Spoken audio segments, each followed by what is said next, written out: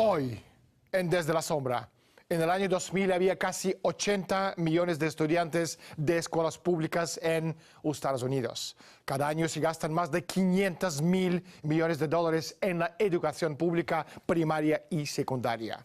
Si sumamos el coste de la educación universitaria, estaríamos hablando de un presupuesto total anual de casi 850.000 millones de dólares.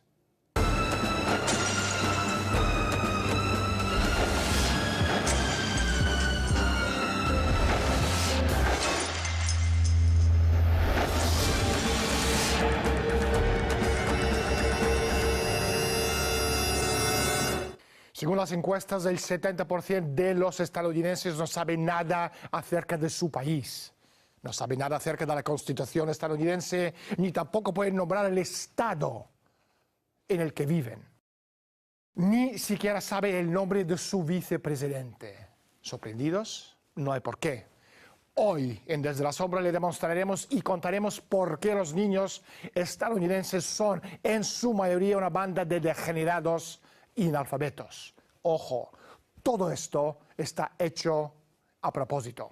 La gente sin principios, ni conocimientos, ni escala de valores nunca se opondrán a la dictadura.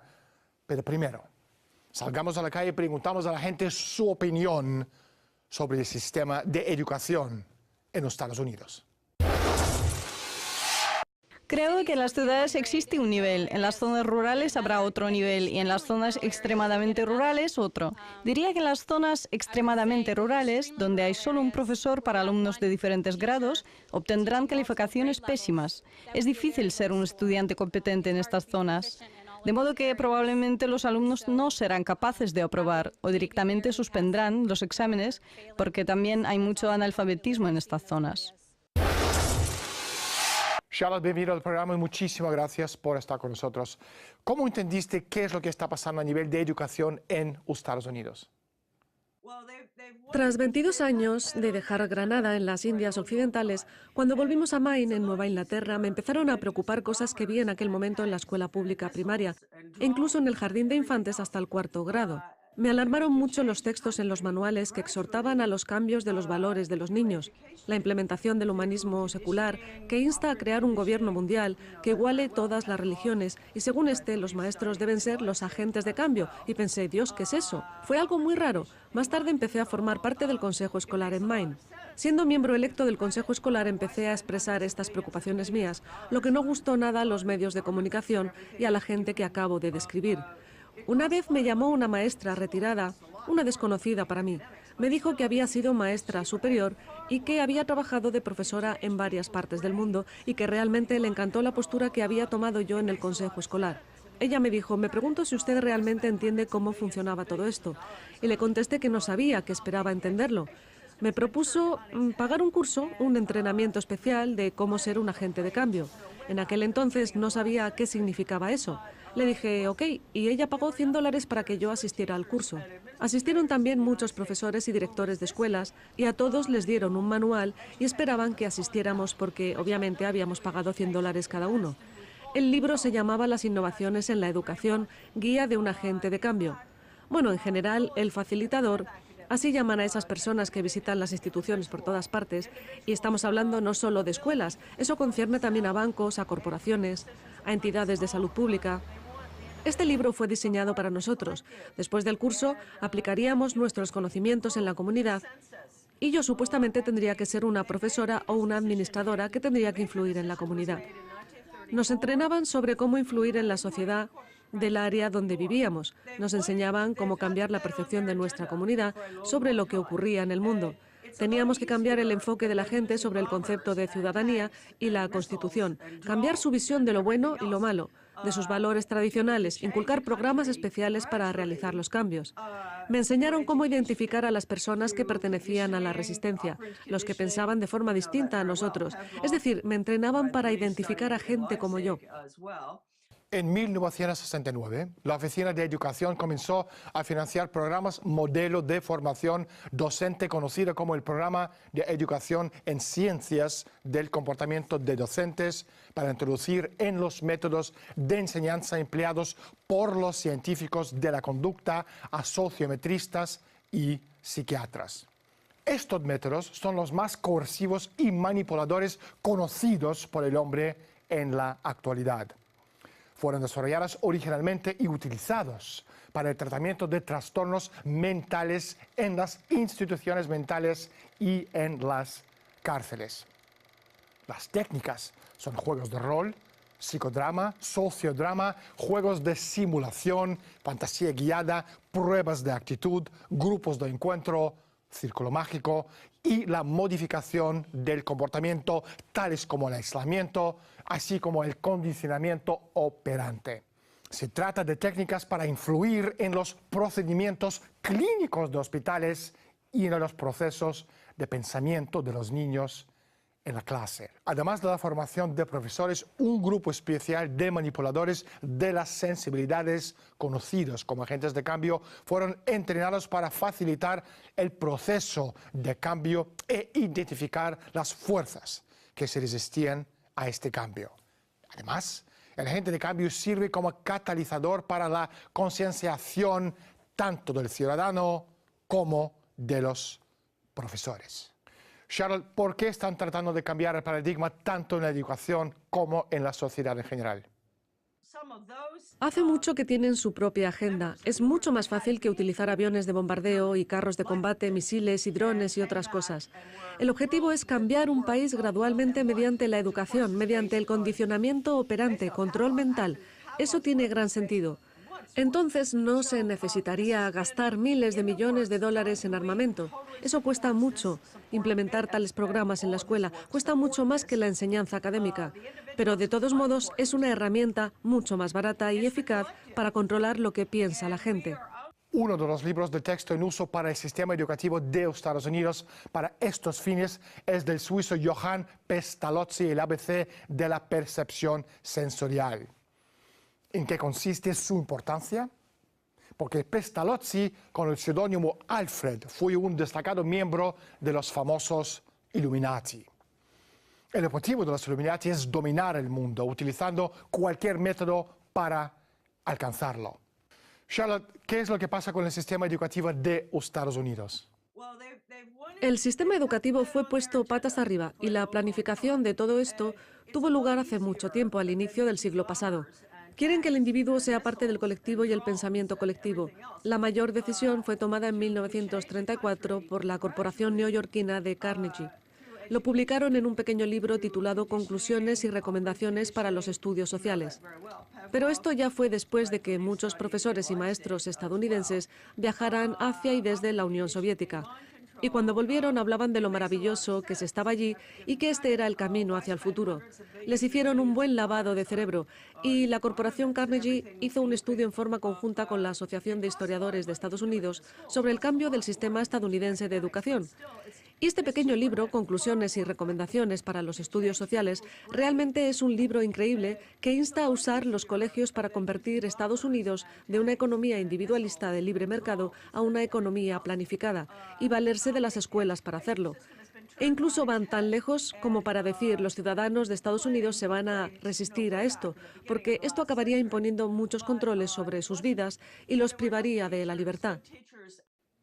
En el siglo XIX, un sinfín de dignatarios estadounidenses como Daniel Coit Gilman, más tarde el presidente de la Universidad Johns Hopkins, Timothy Dwight, 12º presidente de Yale, y Andrew Dickson White, primer presidente de la Universidad de Cornell y además el primer presidente de la Asociación Histórica Americana, llegó a Leipzig para aprender de William Wundt la nueva ciencia de la psicología experimental. Abuelo de Wundt, Carl Casimir Wundt Elias Raphael, fue profesor en la Universidad de Heidelberg y también miembro de los famosos Illuminati. Llegados los años 1900, todos los doctores en los Estados Unidos estaban siendo entrenados en Prusia. Entre 1880 y 1910, los sucesores americanos de Wundt se convirtieron en jefes de los departamentos de psicología de todas las universidades importantes del país. Con ayuda de la Fundación Rockefeller y la Fundación Carnegie fue creada una nueva disciplina, la psicología de la educación, que ha terminado en la degeneración de hoy, en la educación estadounidense. ¿El río? No tengo ni idea. ¿El río Mississippi? Me imagino que es el Mississippi. No tengo ni idea, no sé nada acerca de ríos. El gobierno dice que quiere mejorar el sistema de educación, pero el resultado es lo opuesto. Charlotte, ¿por qué quieren atontarnos? Solíamos tener una población bastante inteligente, pero ya no lo es. La gente nunca hace preguntas. No solo la escuela no les educa, sino que les lavan el cerebro con la televisión. Y los medios de comunicación no les dicen la verdad. Y no les enseñan historia. Y si no te enseñan historia, es seguro que repetirás los errores de tus antecesores. Aquí la gente ya ni siquiera sabe en qué país vive. Si le preguntas a alguien de 7º grado de la escuela pública en una región no muy próspera, bueno, no todos, pero si les preguntas, por ejemplo, ¿en qué estado vives? ¿O cuál es el país en el que vives? Ni siquiera lo saben. No estoy segura. ¿50? Seguro que son 50. Hay 50 estrellas en nuestra bandera. Estoy bastante segura de que son 50. No. ¿Hay una sala Carnegie? Solo sé eso. No, no lo recuerdo. Puede ser escritor o político, algo así. Diré que escritor.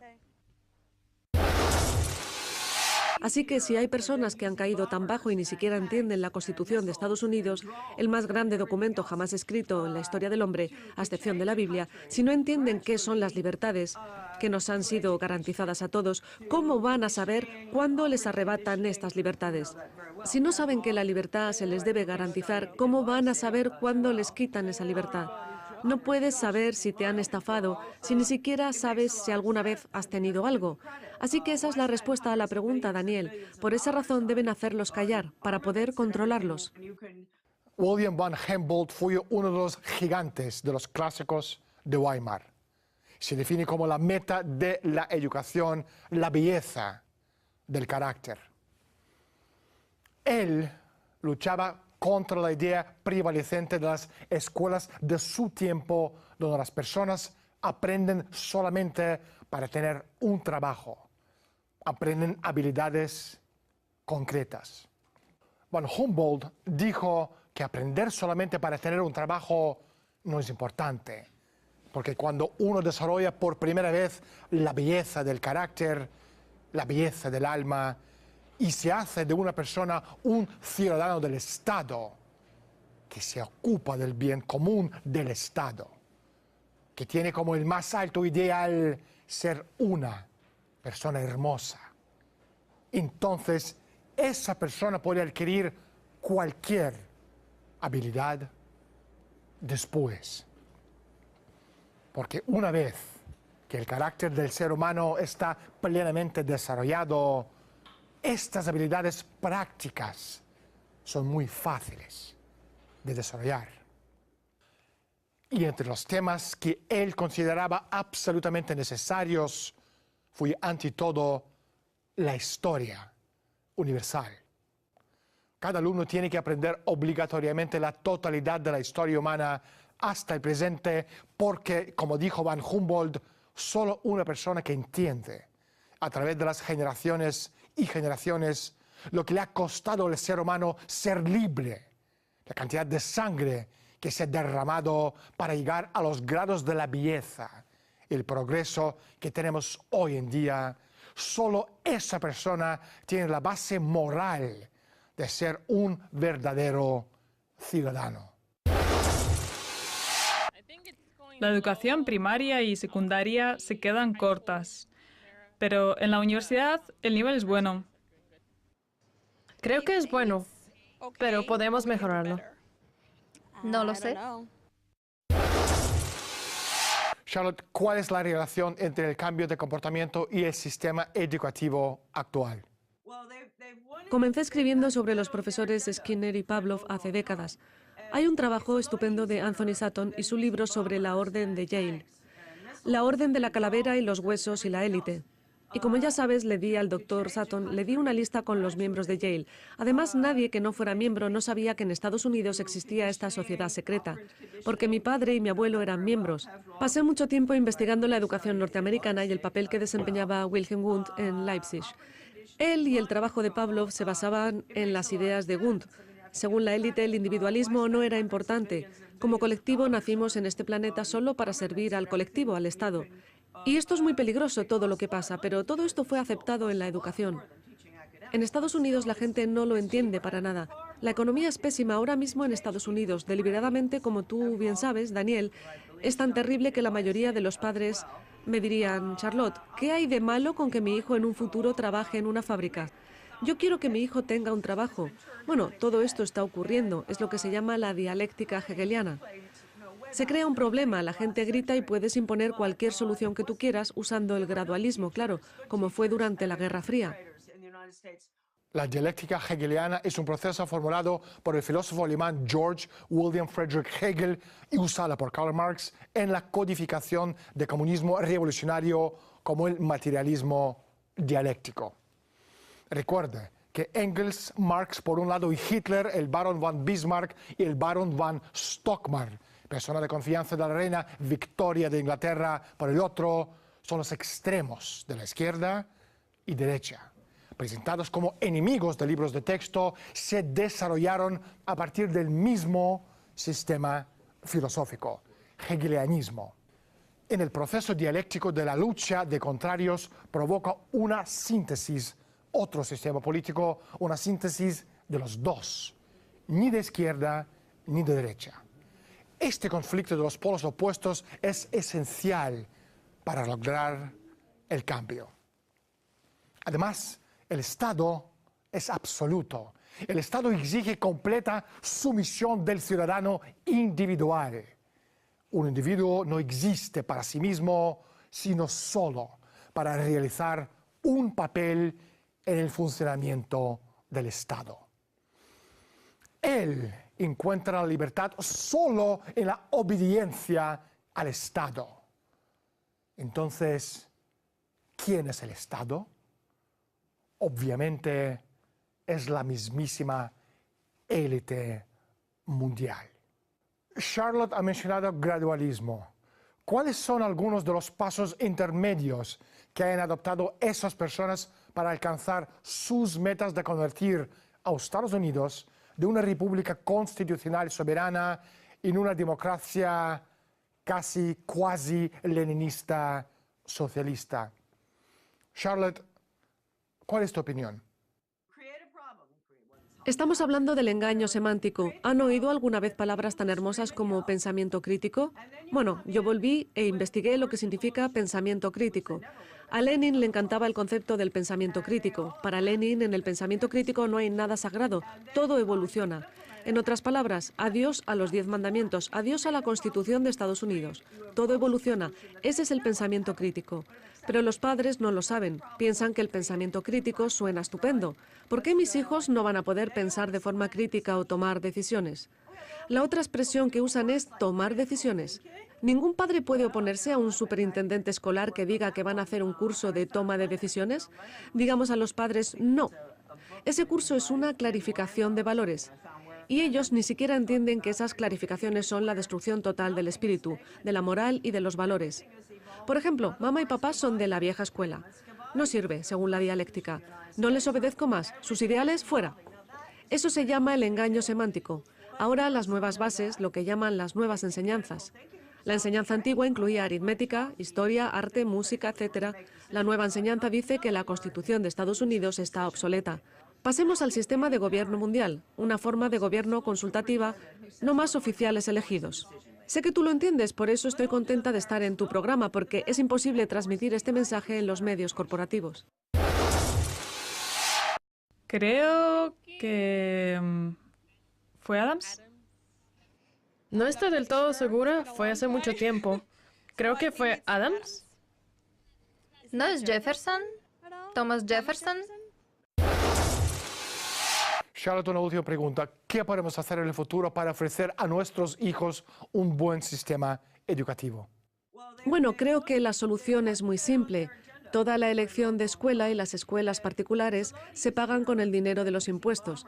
Entonces ya no son una elección, ¿verdad? Porque si aceptas un centavo del dinero federal a nivel federal o a nivel local, tendrás que enseñar las asignaturas del estándar internacional de la UNESCO. Y debo subrayar que en 1972, en la UNESCO, 19 de los 20 consejeros de educación provenían de Europa del Este, de países comunistas y de la Unión Soviética. Es de ahí de donde proviene el estándar internacional de la UNESCO. Entonces, por ejemplo, si las escuelas privadas aceptan un centavo del dinero federal, ya no son privadas. Tienen que pasar la prueba internacional de la UNESCO y de ahí proviene, ¿cierto? Entonces, la única forma de elección escolar es la educación en casa. Pero tengan cuidado porque con la computadora, el plan es conectar la computadora de la enseñanza en casa con el computador de la escuela pública central. Y es un sistema para toda la vida, bajo el paraguas del distrito escolar, y se llama ingreso en la comunidad. Todo estará bajo el paraguas del distrito escolar con consejos no elegidos conectados a través de la computadora a las escuelas caseras, con la agenda de trabajo de las corporaciones y a todas las diferentes cosas que haces en tu vida, tales como sacar a pasear a tu abuela para ver las hojas en otoño. Eso es comunismo. Y quiero que ustedes lo escuchen. Este es el plan para toda la vida. No tendrán libertad. Charlotte, no hay tiempo para más. Muchísimas gracias por estar con nosotros. El condicionamiento de la sociedad moderna norteamericana comenzó con John Dewey, psicólogo, socialista fabiano y padre de la educación progresista. Dewey creía que a través de un enfoque de respuesta-estímulo, como Pavlov, los estudiantes podrían estar condicionados para un nuevo orden social. Esta guerra, de hecho, podría servir para acabar con todas las guerras. Si a los ciudadanos de este planeta pueden lavarles el cerebro o robotizarles, utilizando la educación idiotizada pavloviana skinneriana de aceptar lo que quieren aquellos que tienen el control. De verdad, no habrá más guerras. Si no existe justicia, no habrá nadie que quiera corregir lo incorregible, porque los robots no tienen conciencia. La única conciencia permitida será de las Naciones Unidas o de una conciencia global. La validez de una acción se decidirá por una conciencia global del gobierno mundial, según lo recomendado por el doctor Brock Chisholm, secretario ejecutivo de la Organización Mundial de la Salud en el año 1947 y más tarde, en 1996, por la exsecretaria de Estado Madeleine Albright. Queda usted advertido. Jamás encontraremos las respuestas correctas si no somos capaces de formular